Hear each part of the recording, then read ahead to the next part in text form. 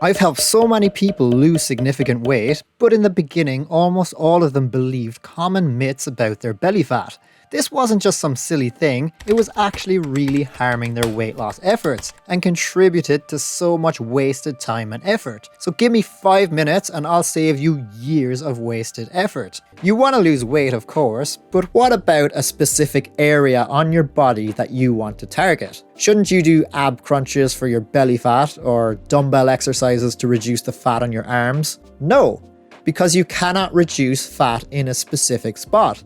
That's not how fat loss works, unfortunately. Doing 1,000 ab crunches a day will not target your belly fat. You might make your ab muscles slightly bigger, but they'll still be hiding behind the same layer of fat. But if you're someone who has tried to lose weight before, you've probably experienced the phenomenon of stubborn fat, an area of fat on your body that will not seem to budge no matter how much effort you've been putting in. This stubborn fat actually leads a lot of people to get frustrated and quit their weight loss efforts, because it's often an area of the body that they're quite insecure about, their stomach or their bum or their arms. And they persist with a diet for ages, but their stomach fat, for example, will not budge.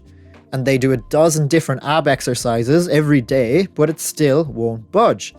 And then they blame it on something else. Bloating or gluten intolerance or sugar or carbs or hormones or lactose intolerance or some sort of more nefarious condition. The truth is, your body will prioritize where it takes fat from. It will hold on to fat in certain areas of your body until it has taken fat from everywhere else. For women, those stubborn areas are usually around the stomach and the hips and bum and often the back of the arms. For men, it's often around the stomach and the chest. So that's why overweight people can have a lot of stomach fat in particular, because that's the body's primary area to store fat. The body will start storing fat from there first, and it will take it from there last. So first in, last out. Each individual's body composition and metabolic rate are unique, leading to variations in fat storage and fat loss patterns. Some people may notice faster fat loss in certain areas, while others may find it more challenging to lose fat from those same areas. But unfortunately, you can't spot reduce fat. You can't target one area specifically. No amount of crunches or planks are going to burn your belly fat away. No individual foods will help or harm the process either.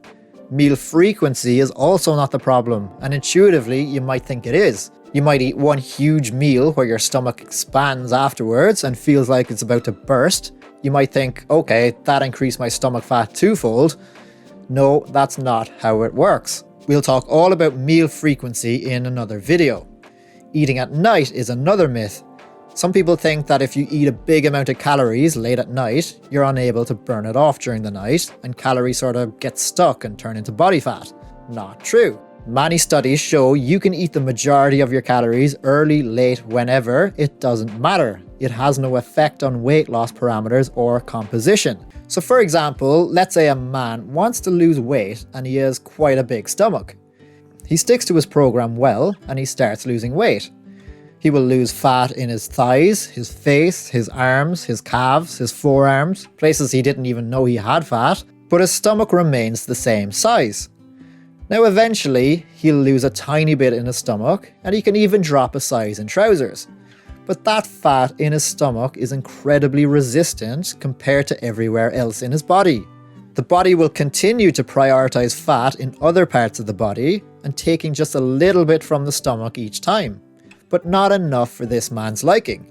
He gets frustrated, thinking he's doing something wrong, whereas really, he just has to be patient. The body will do everything it can to hold onto that stubborn area, but it will take it from there eventually. The only thing to reduce fat levels in these stubborn areas is patience and perseverance. If you persist long enough, your body will eventually get around to using fat stores in these stubborn, hard to lose areas. It's not what you want to hear, but that's the truth of it. You have to be patient, but you know, it's not like you're not benefiting in the meantime as you're waiting for your body to get around to these stubborn areas. You're losing weight all around your body in the meantime, and your heart health and general health is skyrocketing in the meantime. This is why permanent habit changes are important. Set your new habits in stone, and the body fat will take care of itself. Comment below if you've any questions at all, and I'll get around to them as fast as I can. If binge eating is a problem for you and you want to check out 3 ways to stop a binge in its tracks, check out the video on screen now.